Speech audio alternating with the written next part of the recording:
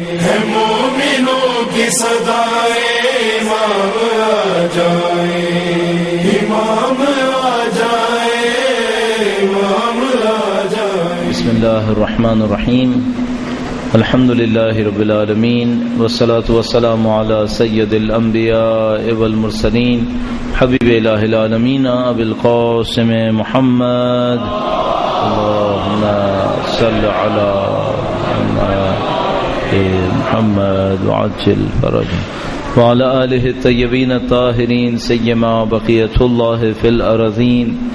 قال اللہ تعالی فی کتابہ الکریم، بسم اللہ الرحمن الرحیم، ونريد أن نمن على الذين استضعفوا في الأرض ونجعلهم أئمة ونجعلهم الوارثين۔ ایک بار پھر درود بھیجے گا محمد وعلى محمد صلی علی محمد وعلى محمد وعجل فرجہ۔ عزیزان محترم، بہت مبارک باسعادت روح پرور شب ہے، اور اس شب کے اندر جیسے کہ آپ کے ذہن میں خداوند متعال کی طرف سے مغفرت کے، رحمت کے نہیں معلوم کتنے وعدے ہمارے پاس ہیں۔ اس کے اندر متعدد اعمال ہیں اس شب میں انجام دینے کے، جن کو آپ مسلسل انجام دے رہے ہیں، اور ان اعمال کے درمیان میں شاید اس قسم کا ایک درس رکھا جاتا ہے تاکہ ایک طرف سے آپ جو اعمال انجام دے رہے ہیں اس کے بارے میں انڈرسٹینڈنگ، اس کے بارے میں آپ کی معلومات میں اضافہ ہو جائے، اور آپ ایک اور جذبے کے ساتھ دوبارہ اعمال کی طرف روانہ ہو جائیں انشاءاللہ تعالی۔ اس موقع پر اس شب کی مناسبت سے ایک موضوع ذہن میں آتا ہے، اور موضوع یہ آتا ہے کہ دین پر عمل کرنے والوں کی کیفیت کیا ہوگی جب امام تشریف لانے والے ہوں گے۔ اللہم صلی علی محمد محمد وعجل فرجہ۔ ظاہر ہے جو بھی امام کا معتقد ہے، جو بھی امام کا ماننے والا ہے، اس کے لیے یہ موضوع بہت اہم ہے، امام کب تشریف لائیں گے۔ دشمنوں کی طرف سے طعنے بھی اسی پر زیادہ ہیں کہ بھئی تم لوگ کس طرح کے ایک اعتقاد میں مبتلا ہو کہ کہتے ہو کہ وہ آئیں گے، اور اتنے 100 سال گزر گئے کہ تشریف نہیں لائے، اور انسان خود بھی ظاہر محبت میں، اشتیاق میں کہ میں اپنے امام کی نصرت کروں گا، اپنے امام کی زیارت سے میری آنکھیں منور ہوں، تو ہمیشہ سے یہ موضوع بہت زیادہ دلچسپی کا حامل رہتا ہے۔ اور ہم نے دیکھا ہے کہ 2 موضوعات ایسے ہیں جس کے اندر اللہ نے عجیب برکتیں دی ہوئی ہیں۔ تقریباً 17 سال ہو گئے ہمیں اس طرح سے بولتے ہوئے مختلف جگہوں پر، تو 2 موضوعات سمجھ میں آتے ہیں کہ اس میں بہت برکت ملتی ہے، اس میں اٹریکشن بھی بہت زیادہ ہے، لوگ اس کے اوپر اثر بھی لیتے ہیں۔ ایک موضوع یہی وقت کے امام کے بارے میں، کوئی بھی موضوع ہو اگر وقت کے امام کے بارے میں ہے، ہم نے دیکھا اس کی برکات بہت زیادہ ہے۔ اور دوسرا موضوع جس کے اندر بے انتہا برکات نصیب ہوتی ہیں وہ قرآن کریم ہے، بہت زیادہ برکات لے کے آتا ہے۔ یعنی مثال کے طور پر اگر آپ کوئی ادارہ بنانا چاہتے ہیں، کوئی کتاب لکھنا چاہتے ہیں، آپ کسی طریقے سے اپنے کام کو آگے بڑھانا چاہتے ہیں، تو دیکھا اگر ان 2 کو کہیں شامل کر لے، وقت کے امام کے نام کو اور قرآن کریم کے کسی حصے کو، تو پھر دیکھا کہ اس کے اندر برکتیں تبلیغ کے میدان کے اندر بہت زیادہ ہوا کرتی ہیں۔ تو یہ موضوع مجموعی طور پر بہت خوشائند ہوتا ہے لوگوں کے لیے، اور ظاہر کے امام کا چاہنے والا اگر اس شب میں کہیں بیٹھا ہے تو خواہ نہ خواہ کہیں نہ کہیں اس کی دعاؤں میں یہ دعا ضرور آتی ہے کہ خدا ان کے ظہور مبارک میں تعجیل فرمائے انشاءاللہ۔ اللہم صلی علی محمد وآل محمد وعجل فرجہ۔ اچھا، یہ دعا بھی ہم کرتے ہیں، اور پس پشت ایک تھوڑا سا شکوہ مانند، انتظار مانند ایک تھوڑا سا مطلب بھی ہوتا ہے۔ وہ کیا ہے؟ اب تک کیوں تشریف نہیں لائے؟ ٹھیک ہے، دعا کرتے ہیں، ہم لوگ غلام ہیں، ہم لوگ نوکر ہیں، ان کے حکم کے تابعدار ہیں۔ اگر وہ حکم کریں گے کہ بھئی 1000 سال انتظار کرو تو 1000 سال انتظار کریں گے۔ ہم کوئی مالک تھوڑی ہیں، مالک ہوتا ہے وہ حکم کرتا ہے کہ بھئی ایسے کرو، تو یہ غلام کا کام یہ ہوتا ہے کہ جیسے اس نے حکم کیا ہے ویسے کر دے۔ غلام یہ نہیں کہہ سکتا اپنے مالک سے کہ تم یہ کرو، یہ نہیں کر سکتا۔ مثلا فرض کریں اگر آپ اور میں کہیں پہ کام کر رہے ہیں، واقعا ایسا کوئی رشتہ ہو مالک اور غلام کا، اور ہمارا تو رشتہ اپنے امام سے اس سے بھی بڑھ کر ہے، وہ مالک سے بڑھ کر ہے، تو اگر ایسا کوئی رشتہ اور وہ کہے کہ مثال کے طور پر میں اگلے ہفتے آؤں گا، اگر کہہ بھی دے کہ اگلے ہفتے آؤں گا تم تیار رہنا، اور نہ آئے تو کیا میں اس بہانے کہہ سکتا ہوں کہ چونکہ آپ نہیں آئے میں تیار بھی نہیں ہوں گا؟ نہیں، یہ نہیں کر سکتا۔ کہے گا میں نے تم کو حکم دیا تھا تم تیار رہنا، میں جب بھی آؤں میری مرضی ہے، تم کون ہوتے ہو میرے پہ ڈکٹیٹ کرنے والے کہ میں کب آؤں گا؟ تو ہمارا کام ہے کہ ہم تیاری کریں، وہ جب مناسب سمجھیں گے تشریف لائیں گے، جب اذن خدا ہوگا تشریف لائیں گے، جب ماحول فراہم ہوگا تشریف لائیں گے، لیکن یہ کہ ہمارا کام تو ہے کہ ہم تیاری کریں۔ تو ایک طرف سے ہم دعا کرتے ہیں، دوسری طرف سے ایک چھوٹا سا دل کے اندر ایک مطلب ہے کسک کی صورت میں کہ مولا کب تشریف لائیں گے۔ اچھا، اس کسک کے پیچھے بہت بڑی ایک اور کسک بھی ہے جس کو کم لوگ احساس کرتے ہیں، وہ یہ کہ کہیں ایسا تو نہیں ہوگا کہ میں پیچھے رہ جاؤں۔ ٹھیک ہے، میں انتظار کر رہا ہوں، میں اپنا کام کر رہا ہوں، لیکن امکان تو ہے کہ دوسرے لوگ آگے چلے جائیں، میں پیچھے رہ جاؤں۔ یعنی بعض لوگ جو ہم سے کہتے ہیں نا کہ امام کب تشریف لائیں گے، تو میں ان سے کہتا ہوں کیا یہ اہم ہے کہ وہ کب تشریف لائیں گے، جبکہ شاید زیادہ اہم یہ ہے کہ میں تیار ہوں یا نہیں ہوں۔ دیکھیں، ایک مطلب اس طرح سے دیکھ سکتے ہیں، فرض کریں میں تیار نہیں ہوں، نعوذ باللہ تعالی میں تیار نہیں ہوں اور امام کل آ گئے، تو مجھے فائدہ ہوا؟ نہیں، میں تیار نہیں تھا۔ اچھا، اگر میں تیار تھا اور امام 1000 سال بھی نہیں آئے، مجھے پھر بھی فائدہ، کیونکہ میں نے اپنا کام کر لیا۔ تو اہم زیادہ یہ نہیں ہے کہ وہ کب تشریف لائیں گے، ہاں دل کے لیے اچھا ہے، لیکن زیادہ اہم یہ ہے کہ ہم تیار ہیں یا ہم تیار نہیں ہیں۔ اچھا، جتنی مدت گزرتی جا رہی ہے یہ خوف بڑھتا جا رہا ہے۔ آپ مثلا آپ میں سے کچھ لوگ جوان ہیں ماشاءاللہ، تو وہ اپنی جوانی کے اندر وہ سوچ رہے ہوتے ہیں ہم ابھی جوان ہیں، ہمارے امام آئیں گے، ہم ان کی نصرت کریں گے۔ مثلا ہمیں جیسا آدمی جس کی عمر گزرتی جا رہی ہے اس کو ایک کھٹکا لگا رہتا ہے، خدا نہ کرے نعوذ باللہ مرنے سے پہلے میں اپنے دین پہ نہیں رہا، پھر کیا ہوگا؟ میری تو زندگی بھی گزر رہی ہے، میرے پاس تو اس کے سوا کوئی راستہ ہی نہیں ہے کہ میں ہر دن حفاظت کروں اپنے دین کی، خدا نہ کرے اگر یہ ہاتھ سے نکل گیا، میری تو عمر گزر چکی ہے، اب میں کہاں سے واپس لاؤں گا اسے؟ تو میرے پاس تو یعنی مثلا وہ کہتے ہیں جوان کے پاس وقت ہے، تو میں کہتا ہوں اس کے پاس نہیں، اس کے پاس وقت ہو یا نہیں ہو، میرے پاس تو قطعاً وقت نہیں ہے، میرے پاس تو واقعاً وقت نہیں ہے۔ تو یہ کھٹکا بھی لگا رہتا ہے کہ پتہ نہیں میرا دین صحیح ہے یا نہیں ہے۔ اچھا، ممکن ہے کوئی یہ کہے کہ بھائی دین صحیح ہے تبھی تو مسجد میں ہے، بھائی مسجدیں زیادہ آباد ہوئی ہیں گزشتہ 30 سال میں یا نعوذ باللہ مثلا آبادی کم ہوئی ہے مسجد کے اندر؟ آپ خود سوچ رہے ہیں، جو لوگ اس محلے میں رہتے ہیں، اس علاقے میں رہتے ہیں، 30 سال پہلے اتنے لوگ آتے تھے 15 شعبان میں؟ مجھے یاد ہے میں 30 سال پہلے انچونی میں رہتا تھا، نہیں آتے تھے، اتنے نہیں آتے تھے۔ ابھی جو اعمال ہوتے ہیں وہ کتنے زیادہ ہونے لگے ہیں، اعمال 27 رجب مثلا 27 ماہ رمضان کو بھی اعمال، 23 کے اعمال، فلاں اعمال فلاں، پہلے ہوتے تھے اتنے ڈھیر سارے نہیں۔ اصل مجھے یاد ہے ایک دفعہ فجر کی نماز پڑھنے، معذرت کے ساتھ شب عید ہے، ایک دو ذرا مذاق کی باتیں بھی کر لوں، وہ ایک دفعہ فجر کی نماز پڑھنے کون جاتا تھا مسجد میں؟ ایک دفعہ کہیں پاکستان پتہ نہیں کوئی ہاکی کا ورلڈ کپ جیت گیا تھا، تو ساری رات جاگتے رہے، تو پھر اماں نے کہا کہ چلو آج جیت گئے ہو تم لوگ تو جا کے نماز بھی پڑھو، تو چلو مسجد پہنچ گئے پڑھنے کے لیے۔ اب مسجد گئے تو وہ مسجد ٹوٹی پھوٹی، انچولی کی مسجد خیر العمل کو ایسی تھوڑی تھی، تو 2 کمرے پیچھے جو بنے ہوئے تھے جس میں ملازمین رہتے ہیں میرے خیال میں اب، وہ اس میں نماز ہوتی تھی، اور اس میں بھی اتنی چھپکلیاں تھیں کہ خوف آتا رہا نماز پڑھتے کہ اوپر سے کوئی ٹپک نہ جائے کہیں۔ تو اس عالم میں فجر کی نماز پڑھی تھی، تو وہ ایسا عجیب تجربہ تھا گرمی اور چھپکلیوں کا کہ میں سوچا آئندہ سے فجر کی نماز میں یہاں نہیں آؤں گا، ڈر لگتا رہتا ہے۔ یہ عالم تھا ہماری مسجدوں میں۔ الحمدللہ رب العالمین، ابھی مسجدیں آباد ہو رہی ہیں، لوگ آ رہے ہیں جا رہے ہیں، مغرب کی نماز میں وہاں کیا رش پڑا ہوتا ہے، یہاں پہ بھی ماشاءاللہ صحیح۔ یہ تو سب دین بڑھ رہا ہے، مثلا اللہم صلی علی محمد آل محمد عجل فرج۔ لیکن ہمیں اپنے آپ سے ایک سوال کرنا پڑے گا، وہ جو امام کے زمانے میں دین کی سختی ہوگی وہ یہ ہوگی کہ مسجدیں بند ہو جائیں گی؟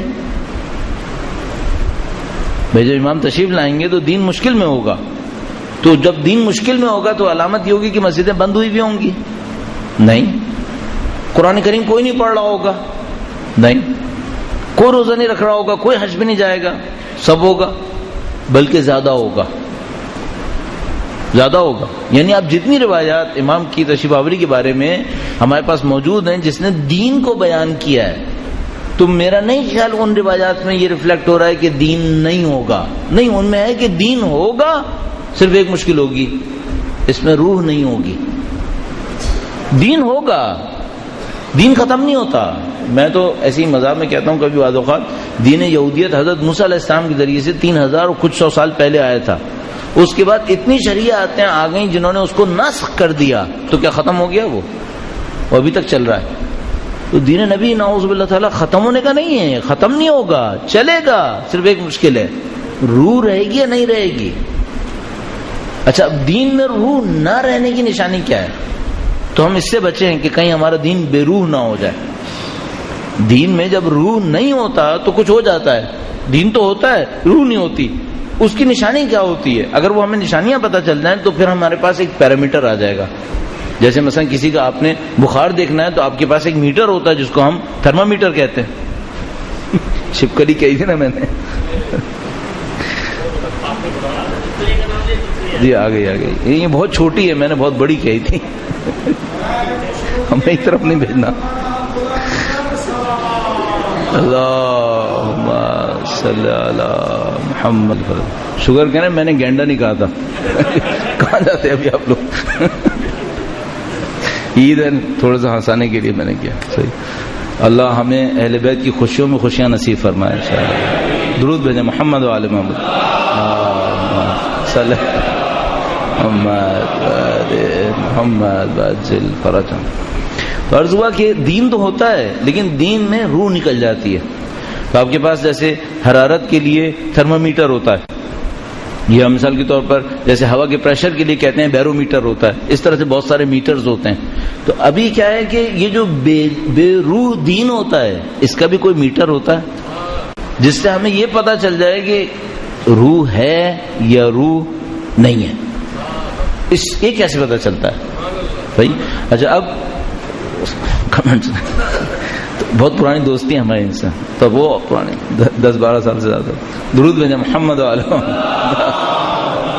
صلی محمد۔ ہمارے ایک بہت بڑے ذاکر تھے، وہ کہیں کھاردر پڑھنے گئے۔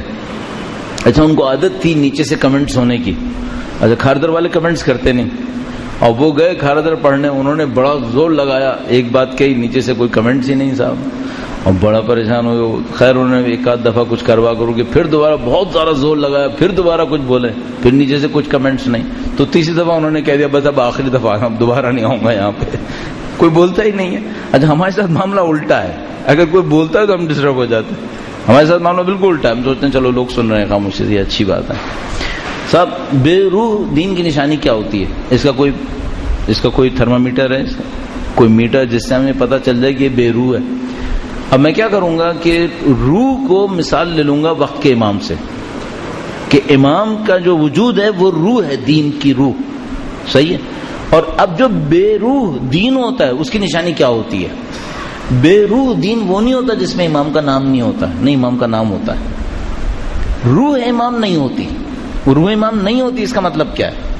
اب دیکھیں نا، وقت کے امام کا نام تو ہے لیکن روح نہیں ہے، روح نہ ہونے کا مطلب کیا ہے؟ اب اس کو میں آپ کو پوائنٹ کی صورت میں عرض کروں گا۔ درود بھیجے گا محمد و آل محمد صلی علی محمد آل محمد وعجل فرج۔ سادہ سا ایک جملہ ہے، ایک جملہ یہ، جو امام کے اہداف ہوتے ہیں وہ لوگوں کے اہداف نہیں ہوتے، لوگ کہیں اور امام کہیں اور، نام ہوتا ہے، بات ہوتی ہے، دعا ہوتی ہے، سب کچھ ہوتا ہے، امام کے ہدف نہیں ہوتے۔ اصل امام کے وجود سے وہ تعلق نہیں ہوتا جو روح والے دین میں ہونا چاہیے تھا۔ آپ کہیں گے بھئی یہ کیسے ہو سکتا ہے؟ یہاں تو سب امام کو پکار رہے ہیں، الاجل الاجل ہم سب لوگ کہہ رہے ہیں، وقت کے امام کے نام پر دعائیں پڑھ رہے ہیں، تو یہ کیسے ہو سکتا ہے کہ ان کا نام تو ہو لیکن ان کے اہداف نہ ہو؟ سادہ سی بات ہے، امام تشریف لائیں گے، لکھا ہے یملأ الارض قسطا وعدلا کما ملئت ظلما وجورا، وہ زمین کو عدل و انصاف سے بھر دیں گے جیسا کہ وہ ظلم و جور سے بھری ہوگی۔ اس کا مطلب کیا ہے؟ امام کا ہدف یہ ہے زمین کے اوپر عدل پھیلے، زمین کے اوپر عدل پھیلے، یہ امام کا ہدف ہے، زمین پہ سے ظلم مٹے، یہ امام کا ہدف ہے۔ تو امام کو پتہ ہے عدل کسے کہتے ہیں، امام کو معلوم ہے ظلم کسے کہتے ہیں، امام کو پتہ ہے عادل کون ہے، امام کو پتہ ہے ظالم کون ہے۔ کس سطح پر؟ پوری دنیا کی سطح پر۔ اب آپ تصور کیجئے گا اس پوری دنیا کے ظالم سے کبھی آپ ٹکرائے؟ کبھی معلوم کیا کہ وہ جو پوری دنیا کی سطح پہ ظالم ہے، جو امام کا دشمن ہے، وہ ہے کون؟ ان باتوں پہ تو ہمارے یہاں قدغن تھی، ابھی تو شروع ہوا ہے، یہ ان پہ تو پابندی تھی ہمارے یہاں، ان کی تو کوئی بات ہی نہیں کر سکتا تھا۔ ابھی کچھ وقت ہوئے تو ہمیں پتا چلا ہے کہ اچھا بھائی یہ جو ظالم والا معاملہ تھا یہ صرف 1400 سال پہلے کا نہیں تھا، ابھی بھی چل رہا ہے۔ ہم لوگ کے ساتھ ایک مشکل ہے عزیزان محترم، ایک جملہ کسی سے مستعار لے کر آپ کی خدمت میں عرض کرتا ہوں، درود بھیجے گا محمد و آل محمد صلی علی محمد آل محمد عجل فرج۔ ہم جب بھی مجلس پڑھتے ہیں یا کہیں پڑھنے کی شرکت کرنے کے لیے جاتے ہیں تو وہاں پہ فاتحہ پڑھائی جاتی ہے شروع میں مرحومین کے لیے۔ اچھا دعاؤں میں بھی ہم مرحومین کے لیے دعا مانگتے ہیں، ظاہر ہمارے سب کے مرحومین ہیں کوئی نہ کوئی، تو ہم لوگ ان کے لیے دعا مانگ رہے ہوتے ہیں۔ لیکن ایک صاحب نے دیکھا تو انہوں نے اس طرح سے کہا، کہنے لگے بھائی ٹھیک ہے مرحوم کے لیے دعائیں مانگنا، یہ ذرا دیکھنا کہ یہ دین کہیں مرحومین کا دین نہ بن جائے، زندوں کے کام نہیں آتا ہے، مردوں کے کام آتا ہے۔ کہنے پھر یہ دین مردہ دین ہے، جو دین مردوں کے زیادہ کام آتا ہے زندوں کے مقابلے میں، تو پھر وہ مردوں کا یا زندوں کا ہے؟ تو پھر مردوں کا دین ہے، پھر زندوں کے کام نہیں آ رہا ہے۔ بھائی آپ دیکھیں اتنی آپ دعائیں مردے جو مرحوم ہو چکے ہیں ان کے لیے مانگ رہے ہیں، ان کے لیے دعائیں دعائیں دعائیں دعائیں، وہ جو بھائی زندہ ہے ان کا کیا ہوگا؟ وہ ظلم کی چکی میں جو پس رہا ہے، جس کو نجات دینے کے لیے امام تشریف لائیں گے، اور اس کے لیے کتنی دعائیں مانگی ہیں، اس کے لیے دعا نہیں مانگی، اس کے لیے جدوجہد نہیں کی، اور کس کے لیے ساری جدوجہد ہو رہی ہے، کس کے لیے ساری دعائیں مانگ رہے ہیں؟ جو دنیا سے جا چکے ہیں۔ امام جب تشریف لائیں گے تو ان کے لیے لائیں گے جو دنیا سے جا چکے ہیں، یا ان کے لیے جو زمین پہ ہوں گے اس وقت؟ بھائی زندوں کا ہے دین۔ اسی طرح ایک اور مشکل ہے، تاریخ کے ظالم سے ٹکرانا ہے یا حال کے ظالم سے ٹکرانا ہے؟ اب تصور کریں، ہمیں دین نے کچھ سیکھنے کو کہا، ہم نے وہ نہیں سیکھا تو اس کی روح کو نکال دیا، اس کو کہتے ہیں روح کو نکالنا۔ دین نے کہا تھا مردوں کو یاد کرو تاکہ تم کو موت یاد آئے اور تم زندگی میں انسان بن کی زندگی گزارو، ہم نے کہا مردوں کو یاد رکھیں گے اور وہیں پہ رہیں گے، یہاں کچھ نہیں سیکھیں گے، اس کو کہتے ہیں بے روح دین۔ بھائی مردوں کا تذکرہ کرو، قبروں پہ جاؤ، وہاں پہ ان کی فاتحہ پڑھو، ان کا ذکر کرو، ان کے لیے نظر کراؤ تاکہ تم کو یاد آئے کہ تم نے مرنا ہے، اور موت کی یاد تمہیں دنیا کے اندر انسان بنائے۔ ہم نے کیا کیا؟ ہم نے کہا مردوں کو یاد کریں گے، قبروں پہ جائیں گے، فاتحہ بھی پڑھیں گے، نظر بھی کرائیں گے، لیکن موت کی یاد سے سیکھیں گے کچھ نہیں، کریں گے وہی جو موت بھلانے والے کرتے ہیں۔ وہ یہ بے روح دین ہے، اس کا مطلب ہے دین وہ ہوتا ہے جو زندوں کی اصلاح کر رہا ہوتا ہے۔ اب اسی طریقے سے ایک مسئلہ ہے، اہل بیت نے ہمیں کیا سکھایا؟ انہوں نے ہمیں یہ سکھایا کہ دیکھو ہم صرف یزید سے ٹکرانے کے لیے نہیں نکلے، ہم یزیدیت سے ٹکرانے کے لیے نکلے۔ مثلی لا یبایع مثلہ، میرا جیسا اس جیسے کی بیعت کبھی نہیں کرے گا۔ سید الشہداء نے فرمایا میں یزید ابن معاویہ سے ٹکرانے کے لیے نہیں آیا ہوں، یہ تو اس کی کوئی حیثیت ہی نہیں ہے، میں ایک ایسا کام کروں گا قیامت تک کے لیے جتنے یزید آئے وہ سب رسوا ہو جائیں گے۔ صحیح ہے؟ اب ہم نے کیا کیا؟ ہم نے 1400 سال پہلے کے یزید کو خوب برا بھلا کہا، ہمیں کرنا یہ تھا کہ اس یزید کو برا بھلا کہتے، اپنے دور کے یزید کو پہچانتے، اس کا مقابلہ کرتے امام حسین کی طرح۔ ہم نے کہا اس یزید کو برا بھلا کہیں گے اور اس دور کے کسی یزید کو کوئی ٹچ نہیں کریں گے۔ اچھا کیوں ٹچ نہیں کریں گے؟ وہاں کا یزید کون سا آ کے ہم سے لڑے گا، یہاں کا یزید لڑنے کھڑا ہو جائے گا۔ ادھر کے فرعون کو گالیاں دیں گے لیکن یہاں کے فرعون کو کچھ نہیں کہنا، ورنہ یہ کھڑا ہو جائے گا پھر فوج کو لے کر۔ اب نہ میرے پاس لاٹھی ہے نہ میں پانی میں سے راستہ نکال سکتا ہوں، میں مارا جاؤں گا پھر۔ اس کو کہتے بے روح دین۔ جب دین زندوں کے کام نہ آئے، مردوں کے کام آئے، جب دین تاریخ میں زندگی گزارے اور حال میں کچھ نہ کرے، اس کو کہتے ہیں مردہ دین، بے روح دین۔ اس کو روح ملانے کے لیے کیا کرنا ہوتا ہے؟ اس کی روح ملانے کے لیے ماضی کو حال سے اور مردوں کو زندوں سے برج کرنا ہوتا ہے، پل بنانا ہوتا ہے۔ اب مردوں کو دیکھ کر زندوں تک کے لیے پل بنائیں اور ماضی کو دیکھ کر حال کے لیے پل بنائیں۔ اگر آپ نے یہ کر لیا تو آپ کا دین زندہ دین ہے، زندہ دین ہے۔ اب ایک اور مثال میں آپ کی خدمت میں عرض کروں گا، درود بھیجے گا محمد و آل محمد صلی علی محمد آل محمد وعجل فرج۔ یوں ہی ایک مفہوم کو نزدیک لانے کی خاطر آپ کی خدمت میں عرض کروں، صاحب قرآن کریم میں کتنی دفعہ آیا ہے نماز پڑھو؟ ایسے کوئی گیس؟ قرآن کریم میں کتنی دفعہ آیا نماز پڑھو؟ مجھے بھی یاد نہیں ہے، ایسی میں کہہ رہا ہوں ایک اور مطلب بتانے کے لیے، ایک دفعہ بھی نہیں آیا کہ نماز پڑھو۔ ہر جگہ کیا لکھا ہے؟ صحیح ہے، نماز قائم کرو۔ اب میں آپ سے ایک بات پوچھوں گا، نماز قائم کیسے ہوتی ہے؟ میں نماز پڑھ تو سکتا ہوں، جیسے ابھی آپ نماز شب پڑھ رہے تھے، یا کچھ دوست احباب پڑھ رہے ہیں، یا آپ فجر کی نماز پڑھیں گے، یا عشاء کی نماز پڑھ چکے ہیں، آپ نماز پڑھ تو سکتے ہیں، نماز قائم کیسے ہوتی ہے؟ اور پڑھنے میں اور قائم ہونے میں فرق کیا ہے؟ اب میں ایک جملے میں عرض کروں جو مجھے سمجھ میں آیا ہے، مجھے سمجھ میں آیا نماز کے وقت پڑھی جاتی ہے اور دو نمازوں کے درمیان قائم کی جاتی ہے۔ دوبارہ عرض کروں، ذرا تیزی سے بول دیا میں نے، نماز کے وقت پڑھی جاتی ہے اور دو نمازوں کے درمیان نماز قائم کی جاتی ہے۔ اب اگر آپ صرف نماز پڑھ رہے ہیں اور دو نمازوں کے درمیان نماز نہیں آ رہی ہے، اس کا مطلب ہے آپ نے نماز پڑھی ہے، نماز قائم نہیں کی ہے۔ بھائی میں نے زور اثر پڑھی، میں مسجد سے باہر نکلا، مغرب عشاء پڑھنے دوبارہ اندر آیا، یہ تو میں نے نماز پڑھ لی، اب قائم کیا ہے؟ قائم یہ کہ ظہر سے لے کے مغرب تک جو اعمال انجام دیے تھے وہ نمازی والے تھے کیا؟ اگر وہ نمازی والے اعمال تھے تو میں نے نماز قائم کر لی ہے، اور اگر میں نے صرف مسجد میں آ کر پڑھی ہے تو میں نے نماز پڑھی ہے، نماز قائم نہیں ہے۔ اور سید الشہداء کے لیے آیا وَقَدْ أَقَمْتَ الصَّلَاةَ، آپ نے نماز قائم کی ہے، انہوں نے نماز قائم کی ہے، نماز کا اقامہ کر دیا۔ اب ایک اور بات جملہ اس کے اوپر ایڈ کروں، اس کا مطلب ہے اقامہ نماز عمل نہیں ہے، اقامہ نماز ثقافت ہے۔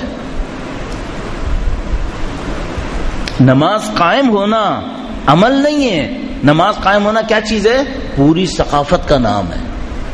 ایک آدمی ظہر کی نماز پڑھتا ہے، بازار میں واپس جاتا ہے، اپنی دکان پہ بیٹھتا ہے، پھر چیٹنگ کرتا ہے، پھر مغرب کی نماز پڑھنے واپس آ جاتا ہے، اس نے نماز قائم کی ہے؟ نہیں، اس نے نماز پڑھی ہے، نماز قائم کیوں نہیں کی ہے؟ اس کی ثقافت چوروں والی ثقافت ہے، نمازیوں والی ثقافت نہیں ہے، یہ چور ہے، یہ نمازی نہیں ہے، یہ اس نے نماز پڑھی ہے، نماز قائم نہیں کی ہے۔ ہم لوگوں کے ساتھ مشکل کیا ہے؟ ہم نمازیں پڑھ رہے ہیں، نماز قائم نہیں کر رہے۔ اب ایک اور جملہ بولوں، ہم دعائے کمیل پڑھتے ہیں، دعائے کمیل مانگتے نہیں ہیں۔ ابھی آپ سب دعائیں پڑھیں گے، میں بھی دعائیں پڑھوں گا، پوچھے گا ان میں سے کون سی مانگی ہے؟ بھائی دیکھیں، اگر میں آپ کے پاس آیا اور میں نے آپ سے فرینچ میں کہا کہ مجھے ہتھوڑا دے دو، صحیح ہے، آپ کو تو سمجھ میں نہیں آئے گا نا، نہ مجھے سمجھ میں آئے گا، مجھے بھی فرینچ نہیں آتی ہے۔ میں کہہ دوں آپ نے سن لیا، میں نے کچھ مانگا آپ سے کیا؟ اگر مانگا ہوتا تو کم سے کم مجھے تو سمجھ میں آتا کہ میں نے کیا مانگا ہے۔ آپ ابھی اتنی دعائیں پڑھیں گے، کچھ سمجھ میں آئے گا ان میں سے ایک لفظ؟ تو آپ نے کیا مانگا؟ پھر آپ نے دعائیں پڑھی ہیں، مانگی نہیں ہے۔ اچھا جب مانگی نہیں ہے تو خدا دے گا؟ آپ مانگ ہی نہیں رہے، مانگے تو دے گا نا۔ اچھا آپ کہیں گے بھائی مانگنے میں کیا ہوتا ہے؟ مانگنے میں ہوتا ہے کوئی پتہ تو چلے کہ پڑھ کیا رہے ہو بھائی۔ ابھی شب 15 شعبان کی ایک دعا آپ پڑھیں گے یا آپ پڑھ چکے ہوں گے، اللہ آپ کو نہیں پڑھی تو پڑھوا دے، اللہم اقسم لنا من خشیتک ما یحول بیننا وبین معصیتک ومن طاعتک ما تبلغنا بہ رضوانک، بہت اچھی دعا ہے، آپ پڑھیں گے اور مانگیں گے نہیں۔ درود شعبانیہ ہے، پڑھیں گے، مانگیں گے نہیں۔ تو اس میں لکھا تھا وامر قلبی بطاعتک، اے خدایا میرے دل کو اپنی اطاعت سے آباد کر دے۔ میں نے کب مانگا؟ میں نے پڑھا ہے۔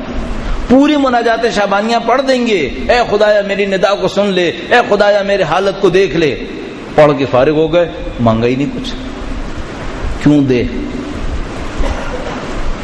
یہ کس بات کی نشانی ہے؟ یہ تھوڑے سے کم طاقتور دین کی نشانی ہے۔ میں جسارت نہیں کر رہا کہ کہوں کھوکھلے دین کی نشانی ہے، لیکن کہوں گا یہ ذرا سے کم طاقتور دین کی نشانی ہے، یعنی یہ وہ دوائی ہے جس کی پوٹینشیل اتنی اسٹرانگ نہیں ہے، چل جائے تو چل جائے، لیکن دوائی میں دم نہیں ہے. دوا کے سہارے دعا کے سہارے چل گئی تو چل گئی, دوائی میں جان نہیں ہے. اچھا آپ کو کرنا کیا ہوگا؟ اپنے دین کو زندہ کریں. آپ کو امام کی نصرت کے لیے زندہ دین چاہیے, مردہ دین نہیں چاہیے. آپ کو امام کی نصرت کے لیے روح والا دین چاہیے, بے روح دین نہیں چلے گا. آپ کو اپنے امام کی نصرت کے لیے عبادت چاہیے, الفاظ نہیں چاہیے, عبادت چاہیے. اب میں نماز سے شروع کر رہا تھا, میں بھی واپس آتا ہوں اس پر. درود بھیجے گا محمد وعلی محمد صلی علی محمد وآل محمد وعجل فرجهم. سب نماز پڑھتا ہے ایک آدمی, اور ایک آدمی نماز قائم کرتا ہے. صحیح ہے؟ آپ اور میں نماز پڑھ رہے ہیں اور نماز قائم بھی کر رہے ہیں انشاءاللہ تعالی. مثلا ایک آدمی جمعے کی نماز پڑھنے آیا ہے, یہ جمعے کی نماز پڑھتا ہے, واپس جاتا ہے, اگلے جمعے کو دوبارہ واپس آتا ہے. اس نے جمعہ قائم کیا ہے یا جمعے کی نماز پڑھی ہے؟ اگر نماز جمعہ قائم ہو گئی ہے, اس کا مطلب کیا ہے؟ اس کو جمعے کے دن وہ تعلیمات ملی ہیں جو اگلے جمعرات تک اس کے ساتھ چلیں گی, اس کو جمعرات تک ٹریک پہ رکھیں گی. پھر یہ جمعے کو آئے گا ریفریش ہونے کے لیے, یہ جمعے کو آئے گا, اس کو ریفریش کیا جائے گا دین کے اندر. یہ پھر دوبارہ معاشرے میں واپس جائے گا اس ریفریش انرجی کے ساتھ. پھر 6 دن محنت کرے گا وہاں پر, پھر واپس آئے گا, پھر فریش ہوگا, پھر دوبارہ واپس جائے گا. یہ جمعے کا کام ہے. دعائے ندبہ کا کام کیا ہے؟ صبح جمعہ مجھے اپنے امام کی طاقت کے لیے تیار کر دے, نصرت کے لیے تیار کرے کہ میں اپنے امام کی نصرت کروں. 6 دن نصرت کروں گا, پھر دوبارہ جمعے کی دن آ کر ندبہ کروں گا ان کے حضور اور کہوں گا مولا مجھے نصرت کی طاقت دے دے. اگر میں صرف جمعے کی دن صبح کو جا کے ندبہ پڑھتا ہوں, 6 دن فارغ رہتا ہوں, اس ندبے کا اثر ہے؟ ہمارے یہاں دعائے ندبہ بھی یہی ہو رہی ہے. ایک جگہ میں کہیں ندبے میں جاتا تھا, دعائے ندبہ میں, تو وہاں پر میں نے ایک درس دیا. اچھا اس درس میں نے کوشش کی کہ دعائے ندبہ کا جو اصلی اثر ہے وہ واضح کروں. تو اس میں ایک صاحب میرے پاس آئے, کہنے لگے صاحب آپ نے تو بڑی عجیب باتیں کی. میں آپ کو داستان نہیں سنا رہا ہوں, واقعہ بتا رہا ہوں, واقعہ بتا رہا ہوں. اس نے کہا یہ تو آپ نے بڑی عجیب باتیں کر دی آج. میں نے کہا کیوں؟ کہنے لگے تو سارا ہمارے آنے کا معاملہ ہی خراب کر دیا آپ نے. تو میں نے کہا بھائی کیا ہوا؟ کہنے لگے ہم تو اس لیے آئے تھے, کسی نے بتایا تھا یہاں کوئی 4 ندبے میں آتا ہے تو ہر دعا قبول ہو جاتی ہے.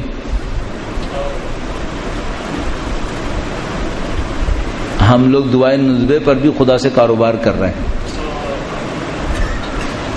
4 دفعہ میں آؤں گا, اس کے بدلے میں تو میری ایک دعا پوری کر دے گا. اگر تو نے ایک دعا پوری کی نا, پھر دیکھ میں 4 دفعہ 4 آدمیوں کو اور لے کے آؤں گا. بھائی یہ کس بات کی نشانی ہے؟ اس کا مطلب ہے اس دین میں تحرک نہیں ہے, یہ دین بارگین کر رہا ہے, بزنس کر رہا ہے. اچھا آپ کہیں گے کیا دعائیں مانگنے کے لیے دعائے ندبہ کوئی غلط جگہ ہے؟ نہیں, بہت اچھی جگہ ہے. ہدف یہ نہیں ہے. بالکل ایسی جیسے کوئی قرآن سے جسم کی شفا لے گا یا نہیں لے گا, بالکل قرآن سے جسم کی شفا لے گا, لیکن قرآن جسمانی شفا کے لیے نازل نہیں ہوا تھا. وہ انسان کو ہدایت دینے کے لیے نازل ہوا تھا, جسم کی شفا کے لیے نہیں آیا تھا. جسم کی شفا اس کا سائڈ کا ایک چھوٹا سا معجزہ ہے. اب میں ایسی عرض کر رہا ہوں, اگر جسم کی شفا کے لیے آیا ہو تو خود قرآن کہتا ہے اس کے لیے شہد ہے, جاؤ شہد چاٹو جا کے. اس میں کہا تھا فی شفا, تم کو جسم کی شفا چاہیے تو جا کے شہد چاٹو, اس میں شہد شفا ہے, وہ جسم کا شفا ہے. آپ کو روح کی شفا چاہیے.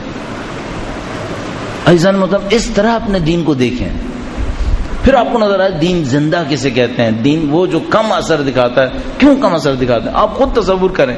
ہم لوگ مثلا ابھی بالکل میں دل کھول کے جسے کہتے ہیں آپ کے سامنے عرض کروں, ہم میں سے اکثر لوگ اپنے دین کے معاملے میں اپنے معاشرے سے تھک گئے. ایک طرف سے دشمن کو دیکھتے ہیں جو ہمارے سر پہ چڑھ چڑھ کے ہمیں کچل دیے دے رہا ہے. ایک طرف سے اپنے دوستوں کو دیکھتے ہیں جو لڑ لڑ کے اپنی طاقت کو پامال کیے دے رہے ہیں. ایک طرف سے دشمن کی مادی ترقی کے سامنے اپنی غربت, بے بسی, افلاس کو دیکھ کے کڑتے چلے جا رہے ہیں. اپنے دین پہ بعض اوقات غصہ آنے لگتا ہے کہ بھائی یہ دین کامل ہے, نعمتیں اس میں تمام ہیں, نہ دشمن سے لڑتا ہے, نہ دوستوں کو متحد کرتا ہے, نہ دنیا میں ترقی دکھاتا ہے, نہ آخرت کا اچھی طریقے سے وعدہ مل رہا ہے. کیسا دین ہے یہ؟ آپ کہیں گے میں دین پہ کون اعتراض کرنے والا ہے؟ دین پہ اعتراض نہیں ہے، دینداری پہ اعتراض ہے۔ دین تو اچھا ہے، دینداری خراب ہے۔ یہ دینداری کب صحیح ہونی ہے؟ اب پھر سوال یہ ہے، اس ٹائپ کی دینداری کے ساتھ اس دیندار کا ساتھ دے پائیں گے جس نے دین کا احیا کرنا ہے؟ اس کا کیسے ساتھ دیں گے ہم؟ تو عزیزان محترم، مثلا اگر آپ ان تمام باتوں پہ غور فرما رہے ہیں تو جیسے میں نے عرض کیا کہ بھائی ظہر کی نماز پڑھنے آئے تو اقامہ ظہر کرے، ظہر سے لے کے مغرب تک نماز پہ قائم کرے۔ اب آپ 15 شعبان کی شب یہاں پہ دعا مانگنے کے لیے آئے، کیا مانگیں؟ زندہ دین ہونے کے ناطے کیا مانگیں؟ وہ مانگیں جو اگلے 15 شعبان تک آپ کو زندہ رکھے، وہ مانگیں۔ آپ صرف ایک کام کر سکتے ہیں، بہت آسان۔ الحمدللہ اب ہمارے پاس مفاتیح الجنان کا اردو میں ترجمہ موجود ہے۔ 15-20 سال پہلے ہمارے پاس مفاتیح الجنان کا اردو میں ترجمہ نہیں تھا۔ مجھے یاد ہے ایک بندے خدا وہ اہل تسنن سے تشیع کی طرف آیا اور اس نے مجھ سے کہا کہ بھئی بنیادی کتابیں کون کون سی ہیں؟ تو میں کچھ تو اس کے پاس تھیں، کچھ میں نے اس کو بتائیں، میں نے اس کو بتا دیا، وہ اس نے لے لی۔ اس کے بعد ایک اس میں سے مفاتیح الجنان میں نے اس کو بتائی، اس نے لے لی، اس کو پڑھتا رہا، اس سے دعائیں پہ یہ اور وہ۔ پھر ایک دن اس نے مجھے فون کیا، کہنے لگا مولانا صاحب یہ کیسی دعائیں دے دی ہیں، کچھ سمجھ میں ہی نہیں آتا کیا مانگ رہا ہوں۔ میں نے کہا بھائی مفاتیح الجنان میں سے مانگو۔ کہنے لگا وہ تو میں مانگ لوں گا، ترجمہ کہاں ہے اس کا؟ یہ کون بتائے گا یہ مانگ کیا رہا ہوں میں؟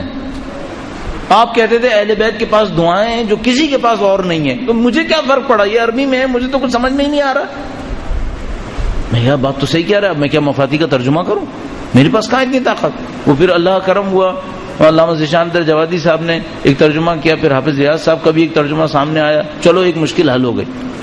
البتہ اس ترجمے میں بہت ساری جگہوں کے اوپر وہ عربی کے ہی الفاظ دوبارہ اردو میں لکھے ہوتے ہیں، تو جو صحیح ترجمہ پڑھنے والا وہ بیچارہ کنفیوز ہو جاتا ہے، وہ کہتا ہے وہ عربی اور اردو میں بہت زیادہ فرق نہیں آ رہا میرے لیے، لیکن چلو کم سے کم کچھ تو ترجمہ ہو گیا جس کو دیکھ کر انسان کا دل مطمئن ہو جائے۔ اچھا اب ہو گیا، اب آپ ایک کام کریں، آپ 15 شعبان کی دعاؤں کو نکالیں اور دیکھیں ان دعاؤں میں ہمارے لیے کیا مانگا گیا ہے، یہ دعائیں ہمیں کہاں پہنچانا چاہ رہی ہیں، ان کو دیکھ کر اپنی زندگی کے اہداف طے کریں۔ ابھی میں چاہاں تھوڑی دیر پہلے تھا مارٹن روڈ میں، تو وہاں میں نے ایک مطلب کو بہت تفصیل سے بیان کیا، اور 2-3 دوست ایسے ہیں جو وہاں سے بھی پیچھے سے یہاں پر آ گئے، تو اب میں ان کے وقت کو ضائع ہونے سے بچانے کی خاطر مطلب تکرار نہیں کر رہا، لیکن صرف ایک پوائنٹ کے طور پہ عرض کر دیتا ہوں جلدی سے۔ اور میں ان دوستوں سے مجھے فائدہ یہ ہوتا ہے کہ نئی بات کہنی پڑ جاتی ہے، تو اب جب میں ظاہر نئی بات کہنے کی کوشش کروں تو خدا کہیں سے تو دماغ میں ڈالے گا نا نئی بات، تو میں کہتا ہوں چلو ان کے صدقے میں خدا مجھے کوئی نئی بات سیکھنے کا موقع دے دیتا ہے۔ درود بھیجے محمد وعلی محمد، صلی علی محمد وآل محمد وعجل فرج۔ صرف بریف، بہت ہی مختصر، صرف ایک بات سوچیے گا، آج رات جو کچھ ہم دعائیں مانگیں گے ان میں سے کتنی دعائیں ایسی ہیں جو امام بھی مانگیں گے؟ کون سی ایسی دعائیں؟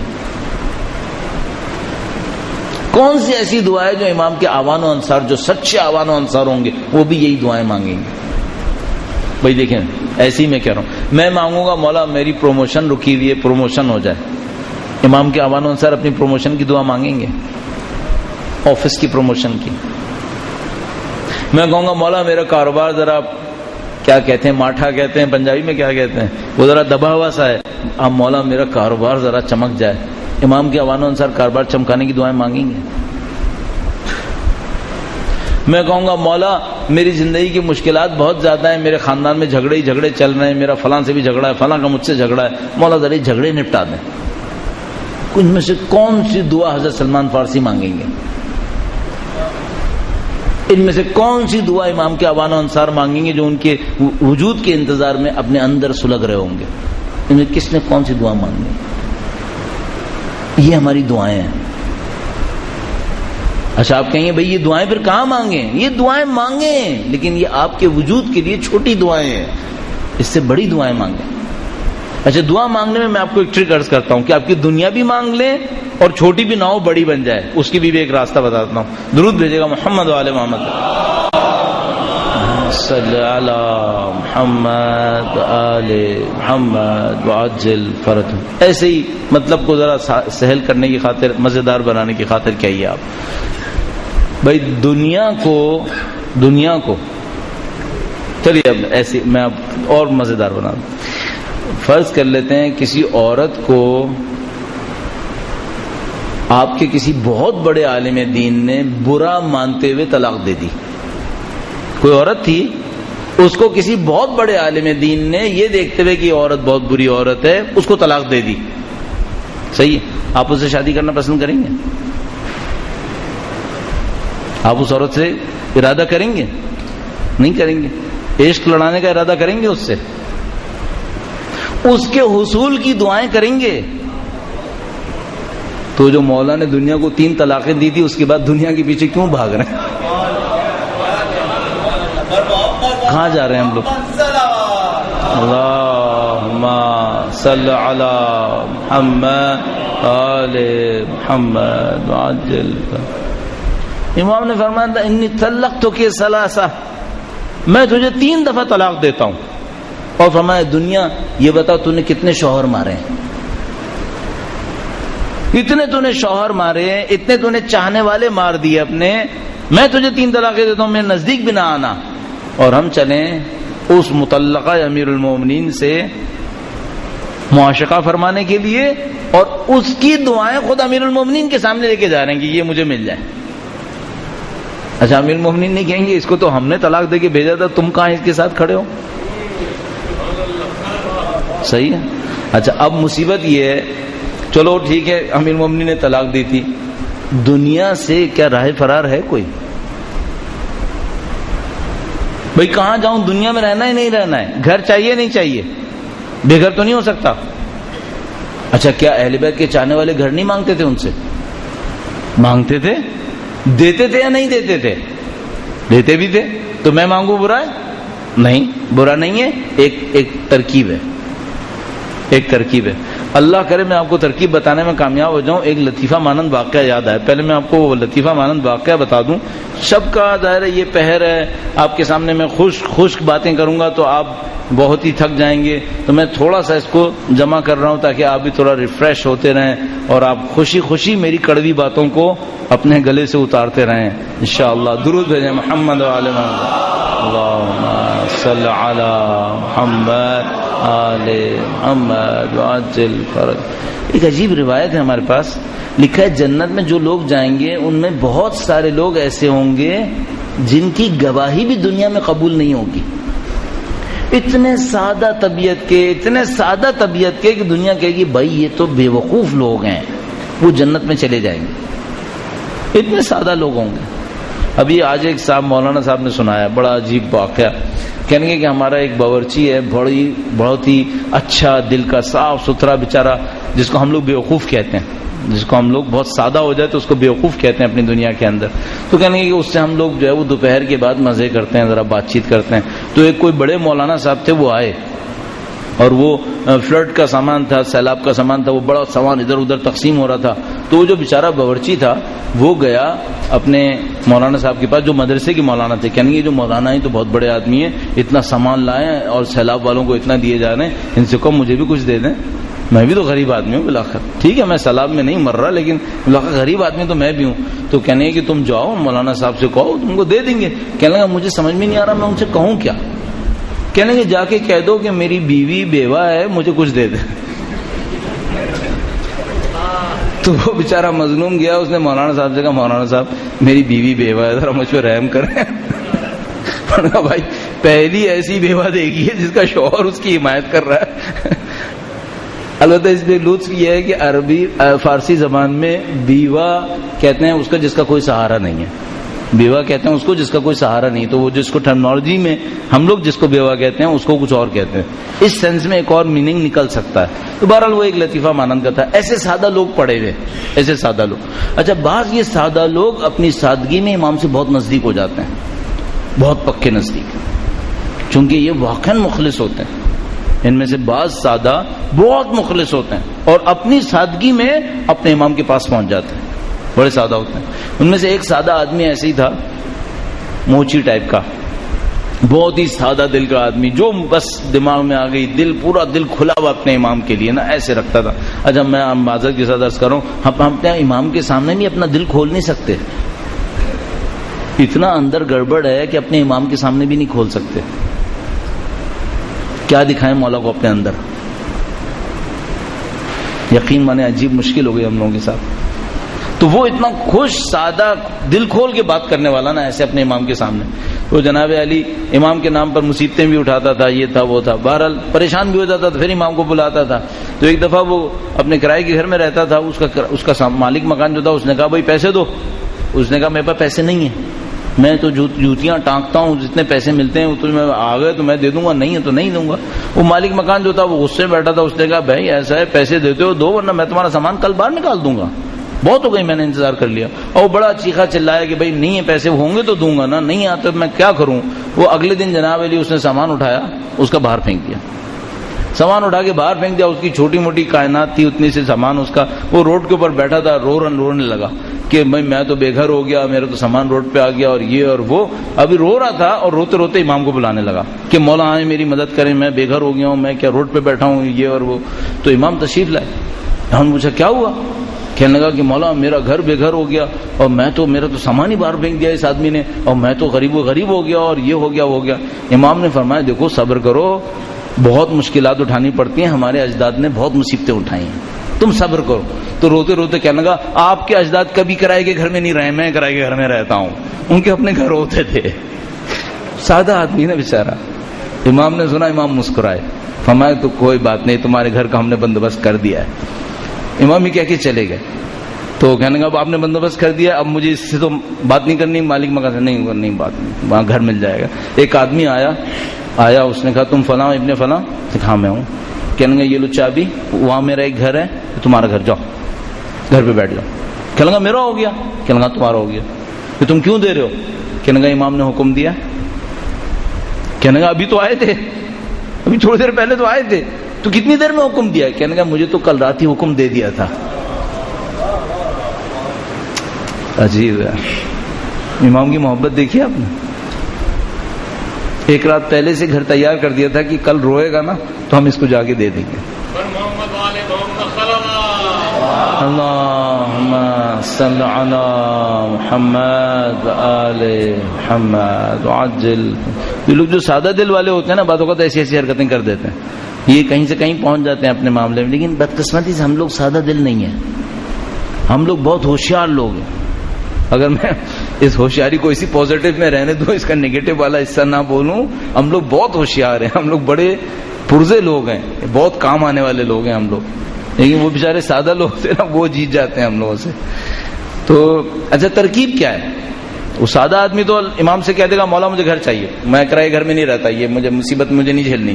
اور اس نے کہہ بھی دیا کہ آپ کے اجداد کرائے گھر میں نہیں رہتے, میں بھی نہیں رہوں گا کرائے گھر میں, مجھے اپنا گھر چاہیے. اب میں تو یہ نہیں کر سکتا, میں تو اس کو سناتے وقت بھی ڈرتا ہوں کہ کوئی سننے والا کہے گا آپ نے یہ کیسے جو واقعہ سنا ہے اس میں کسر شان ہوتی ہے اہل بیت کی. نہیں, کسر شان نہیں ہے, وہ ان کے خادم ہیں بیچارے. یہ جو موچی ٹائپ کے لوگ ہیں یہ امام کے خادم. اگر امام کہتے نا گردن کٹاؤ, فوراً کٹا دیتا. امام کہتے نہیں دیتے گھر, آج سے روڈ پہ بیٹھے رہو, روڈ پہ بیٹھ جاتا. اسے کیا بیچارے کو, وہ تو اس کے دل میں آئی, اس نے کہہ دیا. اگر امام اسی وقت کہتے نا نہیں دیتے گھر, ختم ہو گیا معاملہ, روڈ پہ بیٹھے رہو, بیٹھ جاتا. کہتا ٹھیک ہے آپ کہتے روڈ پہ بیٹھے, روڈ پہ بیٹھ جائیں گے, اس میں کیا ہے. وہ تو اتنے سادہ ہوتے ہیں بیچارے. اچھا ہم لوگ ایسے نہیں ہوتے. اگر ہم سے امام کہیں بھائی تمہارا بچہ نہیں بچے گا, تو میں کہوں گا مولا کچھ دیکھ لیں, کچھ بچا ہی لیں کہیں سے. ہم مطمئن نہیں ہوتے.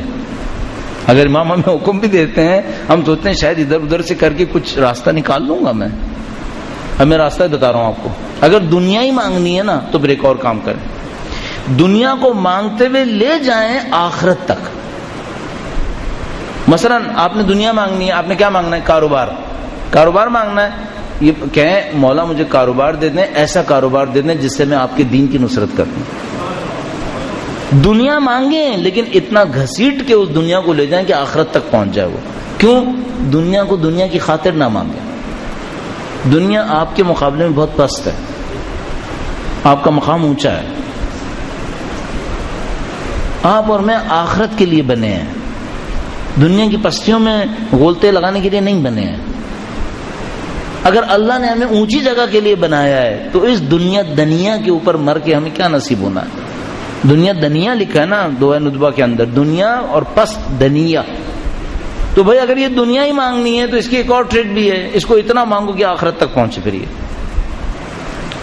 ابھی ریکارڈنگ بھی ہو رہی ہے. بہرحال میں ایسی عرض کر دوں, ایک ہاؤسنگ اسکیم ہم نے کی تھی, اس میں بعض اوقات مشکلات آتی تھیں تو اس کے لیے مانگنا پڑتا تھا.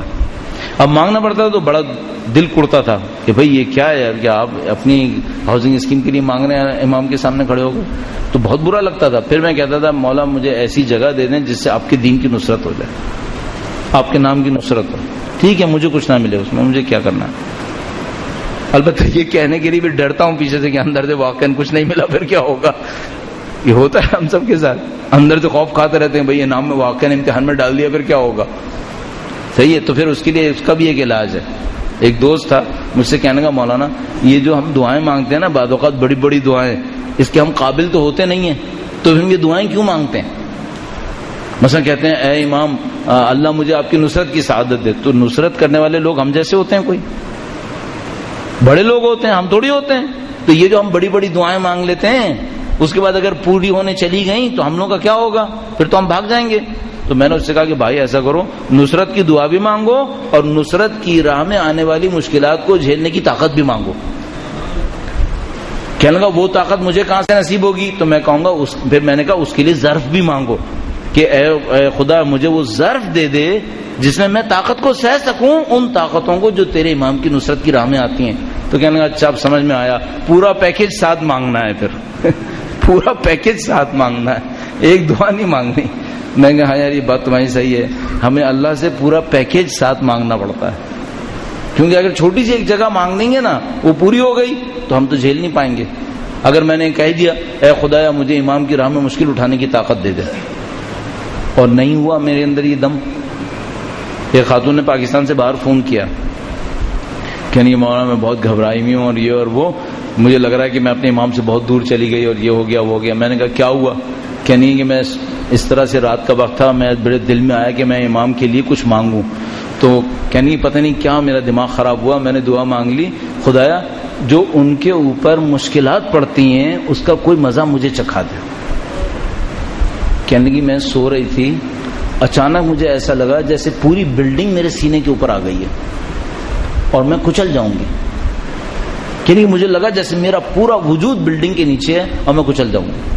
اور جب میں بالکل کچلنے لگی اور مجھے لگا جیسے میری ہڈیاں بالکل چکنا چور ہو جائیں گی, تو اچانک کسی نے کہا تم نے کہا تھا نا کہ سہنے کے لیے مجھے بھی چکھا دے, چکھو. تو کہیں گی میں نے توبہ کی, میں خدا میرے بس کی بات نہیں ہے, یہ تیری حجت نہیں اٹھانا ہے, ہم نہیں اٹھا سکتے. شاید نفسیاتی معاملہ ہو, شاید کوئی حقیقت نہ ہو, کوئی اسپرچل ریالٹی نہ ہو, صرف ایک نفسیاتی معاملہ ہو, لیکن بات سچی ہے. ہم سہ سکتے ہیں وہ جو وہ سہ رہے ہیں. 100 میں ایک سہ لیں گے, نہیں سہ سکتے. کہاں سے سہ سکتے, اس کے لیے معصوم وجود چاہیے. میں کہاں سے اس کو سہ سکتا ہوں, تو میں کیوں مانگ رہا ہوں پھر. تو جب اگر مانگنا ہے تو پھر پورے کے ساتھ مانگو بھائی, اور اگر پورے کے ساتھ مانگنا ہے تو پھر یہ جو دنیا کے ساتھ چپکے بیٹھے ہیں ہم لوگ, یہ کہاں سے اس کے ساتھ چلے گا. پھر دنیا ہاتھ سے نکلتی ہے تو چینچی کرنے لگتے ہیں کہ بھئی یہ کیوں ہاتھ سے نکل گئی. تم نے بات جب آسمان کی مانگی تھی تو دنیا کے ہاتھ سے نکلنے پہ کیوں غصہ کر رہے ہو. پھر یہ ہوتا ہے ہم لوگوں کے ساتھ. اب ہمیں یہ 15 شعبان کی شب ان کاموں کے لیے تیار کر دے کہ ہم یہ دنیا کے دائرے سے باہر نکلیں. اور اگر دنیا ہی مانگنی ہے تو میں نے عرض کیا دنیا مانگے, اتنی مانگیں کہ آخرت تک بات پہنچ جائے. کوئی دنیا کی خاطر مت مانگے. اولاد مانگنی ہے اس سے مانگے اے مولا وہ اولاد دیں جو آپ کی نصرت کرے, وہ دولت نصیب ہو جو آپ کے دین کے کام آئے. مجھے نہیں چاہیے, آپ کے دین کے کام آئے. مثلا اگر دولت ہی مانگنی ہے نا تو دولت کے ساتھ ایک اور مانگے, مولا دولت دیں اور دولت کی محبت میرے دل سے نکال دیں. ایسی دولت دیں جس کی محبت میرے دل میں نہ لگی ہو. کیوں, میرے دل میں دولت کی محبت رہ گئی نا, پھر میں قیامت کے دن گھاٹے میں جاؤں گا, میں جنتوں میں داخل نہیں ہو سکوں گا اگر میرے دل میں دنیا کی محبت آ رہی ہے. پورا مانگے, اچھا سا مانگے. اور آخری بات, 2:15 ہونے والے ہیں, 1:15 بجے شروع کیا تھا, ارادہ کیا تھا اس کو 2:15 بجے ختم کرنا ہے انشاءاللہ. اچھی چیز مانگیں. اور ایک اور مسئلہ ہے, اپنے لیے کم مانگیں, دوسروں کے لیے زیادہ مانگیں. دوسروں کے لیے زیادہ مانگیں. اب جتنا زیادہ دوسروں کے لیے مانگیں گے آپ کے لیے راستہ آسان ہو جائے گا.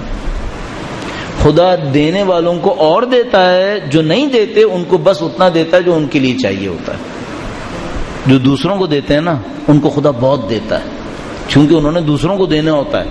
اور جو اپنے لیے مانگتے ہیں خدا ان کو کتنا دیتا ہے؟ جتنا اس کے نصیب میں ہوتا ہے. بس آپ دوسروں کو دینے کے لیے مانگیں اور پھر دیں بھی، تو پھر آپ کو بہت ملے گا، چونکہ آپ نے دوسروں کے لیے مانگا. یہ جو ہم لوگ درس وغیرہ دیتے ہیں، تقریباً مجھے یقین ہونے لگا ہے، میں پھر عرض کر رہا ہوں 17 سال ہو گئے، اب تو یقین ہونے لگا ہے ان میں بہت ساری باتیں وہ خدا زبان سے نکلواتا ہے جو ہم نے نہیں کہنی ہوتی ہیں، یہاں کسی نے سننی ہوتی ہیں. یہ ہم لوگوں کی بس کا نہیں ہے سب. اب تو سمجھ میں آنے لگا ہے. البتہ ممکن ہے کوئی یہ کہے کہ بھائی اپنے آپ کو اتنا بڑا مت سمجھو کہ تمہاری زبان سے خدا جاری کروائے گا، تم بالکل کھوکھلے انسان ہو، تمہارے ساتھ یہ بھی نہیں ہوگا. شاید ایسا ہی ہو، لیکن لگتا یوں ہے کہ نہیں، بعض چیزیں خدا اس لیے جاری کروا دیتا ہے کہ نہیں کسی کو سنانا ہوتا ہے، اپنے بس کی نہیں ہوتی، پھر وہ یوں ہوتا ہے بعض اوقات. یہ اللہ کا نظام ہے، وسیع نظام ہے اور ایک معنی میں پیچیدہ نظام ہے. ہم لوگ اس نظام میں بار بار دخالت دیتے ہیں، یہ کیوں ہوا، یہ کیوں ہوا، اس کیوں کے معاملے کو خدا پہ چھوڑ دے کہ بھائی یہ کیوں ہوا، وہ دیکھو کہ میں نے کیا کیا، باقی کیوں خدا پہ چھوڑ دیں ابھی. اور جب خدا پہ اعتماد کر کے آگے بڑھ لیں گے زندگی آسان ہے. اور ہم بس جو میں نے جہاں سے شروع کیا تھا اس کو میں سم اپ کرتا ہوں تاکہ وہ بات پیچھے نہ رہ جائے. مجھے کہ دین زندہ ہونا چاہیے، دین روح والا دین ہونا چاہیے. روح والے دین کی نشانی کیا ہے؟ مردوں کے کام آتا ہے، زندوں کے کام آتا ہے، تاریخ میں باقی نہیں رہتا، تاریخ سے سیکھ کر حال کو صحیح کرتا ہے. زندہ دین حال میں کام آتا ہے، صرف ماضی مستقبل کے لیے نہیں ہوتا، حال کے اندر کام آتا ہے. زندہ دین انسانوں کو آخرت کے لیے تیار کر دیتا ہے. دنیا خود بخود تیار ہوتی ہے، دنیا نے خود بخود تیار ہونا ہے. دنیا کافروں کے لیے نہیں بنی ہے، دنیا مومنوں کے لیے بنی ہے. کیوں خدا متعال مومن کو ذلیل کرے گا؟ نعوذ باللہ تعالی. تو یہ دنیا خود بخود نصیب ہونی ہے، ہم نے آگے کے لیے بات کرنی ہے. آپ دعاؤں کو دیکھیے، میں نے بیچ میں عرض کیا تھا، نماز قائم کریں. 15 شعبان کی شب، اس شب کو قائم کریں اتنی شدت کے ساتھ کہ اگلی 15 شعبان تک امام کی نصرت کے راستے پہ چلتے رہیں. اتنی شدت کے ساتھ اسے قائم کریں تو انشاءاللہ خدا نصیب فرمائے گا. ایک آخری بات اور عرض کرتا چلوں، آپ سے عرض کروں گا تاکہ اپنے لیے نصیحت ہو جائے، مجھے بھی یاد رہے. اس شب میں اور ہر شب میں 2 منٹ 4 منٹ 5 منٹ اللہ سے گفتگو کیجیے گا. یہ جو میں اور آپ بات کر رہے ہیں نا، یہ میں اور آپ بات کر رہے ہیں، یہ ہم خدا سے بات نہیں کر رہے. آپ سجدے میں جائیں، 2 منٹ 4 منٹ 5 منٹ جتنا آپ کی مرضی، سجدے میں جائیں، خدا سے گفتگو کریں، خدا سے کلام کریں. کوئی رکاوٹ ہے کیا؟ نہ اس نے ہماری زبان بند کی ہے، نہ اپنے لیے سمیع علیم کا ٹائٹل بند کیا ہے. خود سمیع علیم ہے اور ہمیں کلام کی طاقت دی ہے. کس کے لیے سمیع ہے؟ اگر صرف عبادت گزاروں کے لیے سمیع ہوتا تو سمیع میں نقص آ جاتا. یہ گناہگاروں کے لیے بھی سمیع ہے. ورنہ اگر سوچو نا، اگر صرف عبادت گزار اولیاء کے لیے سمیع ہوتا، بصیر ہوتا، تو بھی ہم زیادہ تر تو ہم جیسے گناہگار ہیں، یہ کہاں جائیں گے پھر؟ ایک شاید سید ابن طاؤس نے ایک دفعہ لکھا تھا، شاید 15 شعبان یا پتہ نہیں شب قدر کے لیے لکھا تھا. کہنے کہ میں کس لوگوں کو دعا کرنے لگا، شب قدر تھی تو میں نے دعا کی بڑے بڑے علماء کے لیے، عرفاء کے لیے. تو کہنے کہ جب میں نے دعا کی تو میں نے کہا بھائی یہ تو ویسے ہی مقام پہ پہنچے ہوئے، میں ان کے لیے کہاں دعائیں کر رہا ہوں. پھر کہنے کہ میں نے دعائیں کی عبادت گزاروں کے لیے کہ جو آج کی شب عبادت کر رہے ہیں. تو کہنے کہ ان کو تو خود عبادت کر رہے ہیں، خدا ویسے ہی نظر لطف کر رہا ہے، میں ان کے لیے کہاں دعا کر رہا ہوں. کہنے کہ پھر میری دعاؤں کا حقدار کون ہے اس دنیا کے اندر؟ پھر اس کے بعد خود لکھتے ہیں، کہنے کہ پھر میں نے خدا سے دعا کی، خدایا تیرے ان گناہگار بندوں کے لیے جنہوں نے کبھی تیرا رخ نہیں کیا، میں ان کے لیے دعا کروں گا. کیوں؟ سب سے زیادہ محتاج وہ ہے، کبھی تیرے پاس نہیں آئے. عزیزان محترم، ہمیں تو خدا گھسیٹ کے یہاں تک لے آیا ہے نا. اب خدا سے بات نہیں کی تو کب کریں گے؟ پھر اب بھی نہیں کی، اب پھر کب کریں گے؟ اب تو آ گئے نا خانے خدا کے اندر 15 شعبان کی شب میں، اب تو ہو جائے. اور یہ جو ہمارے دل ہیں یہ بنے اس فیول کے اوپر ہیں. بعض گاڑیاں ڈیزل پہ چلتی ہیں، بعض گاڑیاں پیٹرول پہ چلتی ہیں، بعض گاڑیاں CNG پہ چلتی ہیں. یہ دل اللہ سے کلام پہ چلنے کے لیے بنا ہے. اس میں کسی اور سے کلام سے فیول نہیں آتا ہے. اگر آپ کو دل چلانا ہے، دھڑکنے کی بات نہیں کر رہا ہوں، اسپریچولی چلانا ہے. وَعْمُرْ قَلْبِي بِطَاعَتِكَ، آج کی دعا مناجات شعبانیہ میں، درود شعبانیہ میں، اے خدا میرے دل کو اپنی اطاعت سے آباد کر دے. اپنے دل کو آباد کریں اللہ کے ذکر سے، اللہ سے کلام کر کے. میں نے آپ کی خدمت میں اتنی ساری باتیں عرض کی.